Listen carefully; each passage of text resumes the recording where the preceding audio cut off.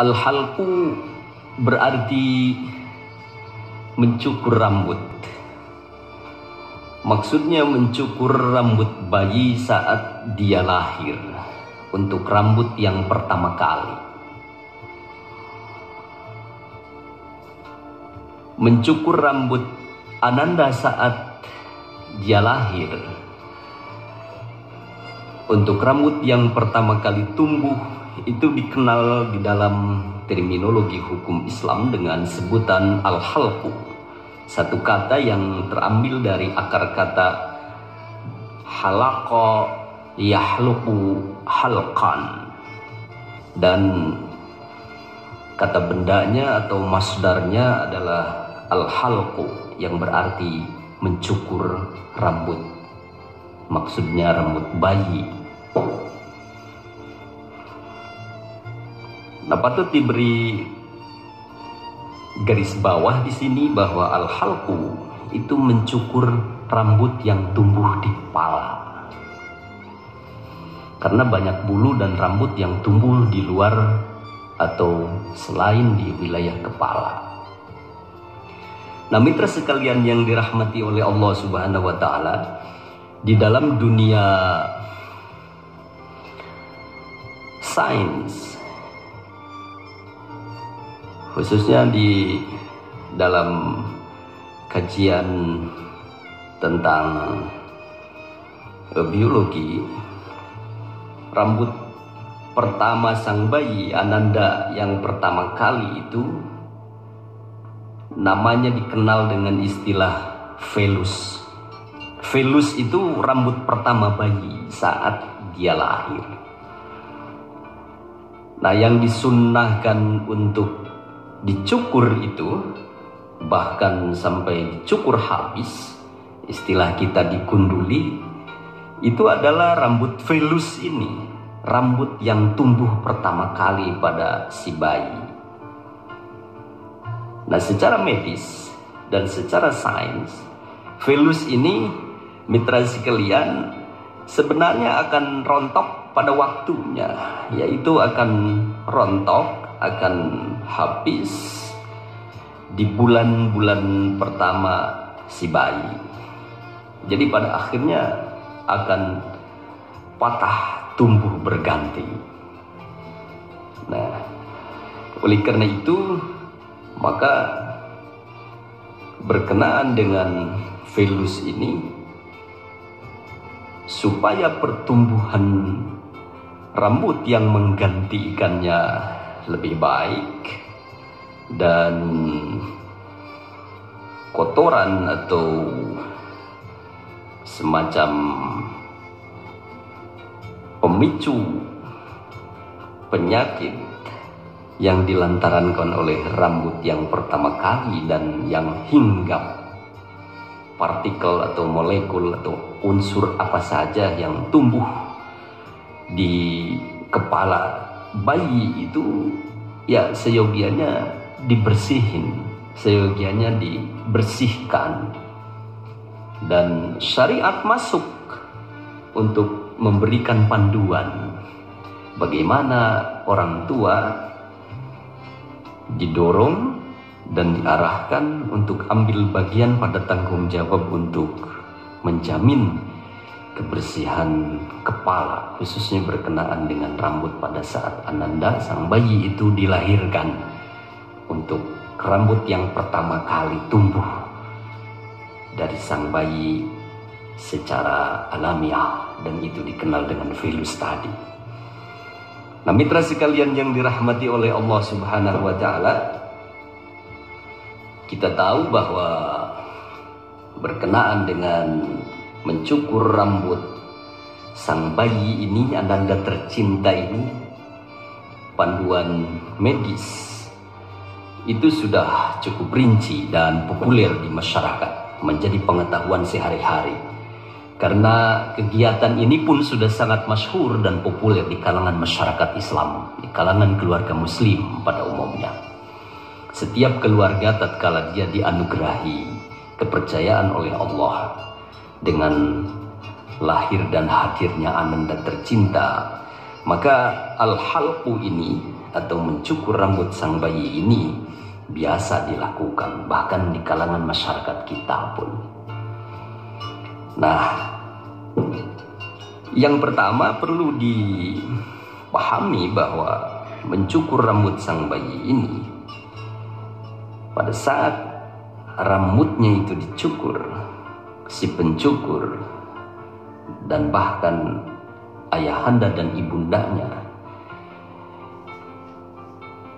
disarankan untuk berniat melaksanakan ibadah ketaatan kepada Allah, supaya ini menjadi amaliyah yang sahihah secara hukum Islam, dan karenanya bernilai penghambaan atau ketaatan kepada Dia yang membuat syariat Allah Azza wa Jalla. Jadi mencukur rambut itu tidak sebatas menghilangkan penyakit dan kotoran atau hal-hal yang bersifat fisikal belaka, tetapi panduan syariat secara ruhani perlu ada kontrak, yaitu niat, motivasi, dan ikatan spiritual kepada Allah sebagai pelaksanaan ibadah. Karena ini adalah perintah syariat.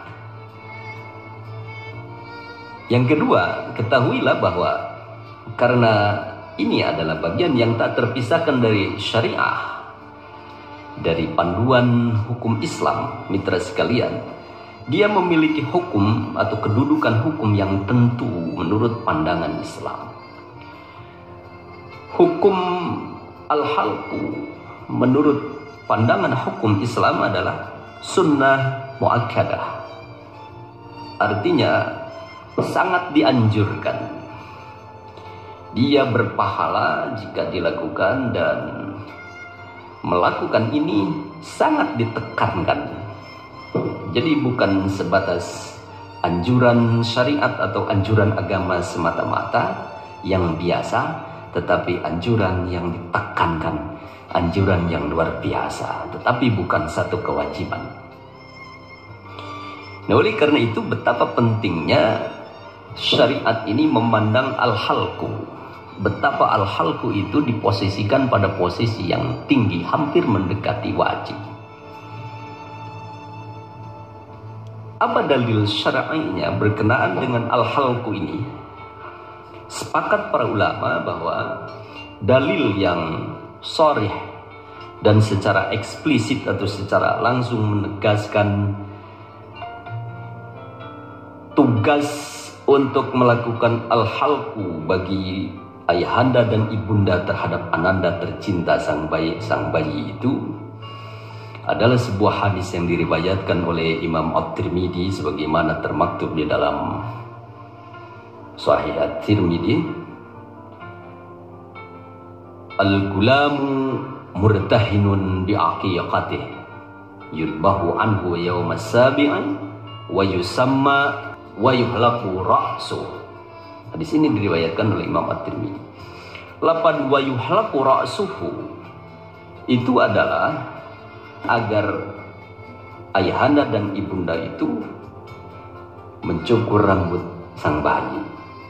Seorang anak tergadaikan dengan akikahnya, yang disembelih akikah itu pada hari ke-7 yaumas sabi'i wa yusamma, dan kemudian anak itu diberi nama dan dicukur rambutnya, wa yuhlaqu ra'suhu. Hadis ini diriwayatkan oleh Imam At-Tirmidzi. Nah, mitra sekalian yang dirahmati oleh Allah Subhanahu wa taala, yang keempat, ketahuilah bahwa mencukur rambut ananda itu berdasarkan hadis ini ada waktunya, dan waktu yang disarankan berdasarkan teks hadis ini adalah yaumas sabi', yaitu hari ke-7 dari kelahirannya. Jadi 1 pekan setelah kelahirannya dihimbau untuk mencukur rambut sang ananda, mencukur rambut si bayi tercinta itu. Nah, mitra sekalian yang dirahmati oleh Allah Subhanahu wa taala, mencukur rambut bayi ini berlaku untuk bayi laki-laki maupun bayi perempuan, baik laki maupun perempuan. Bahkan tidak hanya sebatas mencukur, tetapi baiknya memang dicukur habis, digunduli. Nah, mitra yang dirahmati oleh Allah Subhanahu wa taala, baginda Rasulullah sallallahu alaihi wasallam dulu tatkala beliau dikaruniai cucu tercinta, yaitu Sayyid Hasan yang terlahir dari putri tercintanya, yakni Fatimatuz Zahra. Begitu lahir, baginda Rasulullah sallallahu alaihi wasallam bersabda, yang sabdanya adalah sebuah perintah bagi anandanya yang tercinta itu, ya Fatimatu, ahliki ra'sah wa tasaddaqi bizinati sya'rihi fiddatan. Hadis ini juga diriwayatkan oleh Imam At-Tirmidzi, dan menurut ahli hadis, hadis ini adalah hadis sahih. Baginda Nabi berkata kepada Sayyidah Fatimatuz Zahra, wahai Fatimah, cukur rambutnya. Maksudnya rambut Sayyid Hasan radhiyallahu anhu. Cukur rambut Hasan, lalu sedekahkanlah perak seberat rambutnya. Nah, jadi perintah ini adalah satu panduan syariat terhadap ayahanda dan ibunda untuk segera melakukan al-halqu terhadap anaknya, terhadap sang bayi. Dan perlu diketahui bahwa disunnahkan rambut itu ditimbang berapa kadarnya, berapa beratnya. Lalu setelah diketahui kadar dan berat timbangan rambut yang dicukur dari kepala ananda itu, ditimbang, diukur, ditakar, dan dikonversikan kepada berat perak. Jadi aslul kalam berdasarkan nas hadis ini yang diriwayatkan oleh Imam At-Tirmidzi itu dikonversikan kepada qimah fiddah, kepada harga perak. Tetapi sumber-sumber lain dan berdasarkan pendapat ulama, fiddah ini bisa ditingkatkan kepada dahab, kepada emas. Maka disarankan bagi yang mampu, bagi yang memiliki kecukupan ekonomi, konversinya tidak kepada perak melainkan kepada emas. Oleh karena itu, ini adalah afdaliyah, adalah sesuatu yang lebih utama bila mana berat rambut sang bayi ananda tercinta itu dikonversikannya kepada berat emas, dan lalu emas itu dihargakan kepada mata uang, misalnya mata uang rupiah, dan kemudian disedekahkan, diberikan kepada orang yang membutuhkan. Nah, ini adalah satu panduan yang jelas bahwa mencukur rambut itu tidak semata-mata mencukur rambut dan tidak semata-mata untuk menggapai aspek kesehatan dan kebersihan bagi ananda, tetapi juga ada aspek sosial yang tercermin dari sunnah menimbang rambut itu dan kemudian dikonversikan kepada harga emas atau perak yang diberikan kepada orang yang membutuhkan. Nah, mitra sekalian yang dirahmati oleh Allah Subhanahu wa taala, jadi selalu amalan syar'iyah itu memiliki rahasia, memiliki hikmah, dan memiliki efek atau benefit, keuntungan yang bukan saja bersifat spiritual tetapi juga bersifat sosial. Nah, ini hebatnya syariat dan jangkauan yang luar biasa. dimensinya tidak linier pada dimensi spiritual belaka, tetapi memiliki bidang atau dimensi lain yang jarang terbaca dan kadang-kadang terluputkan.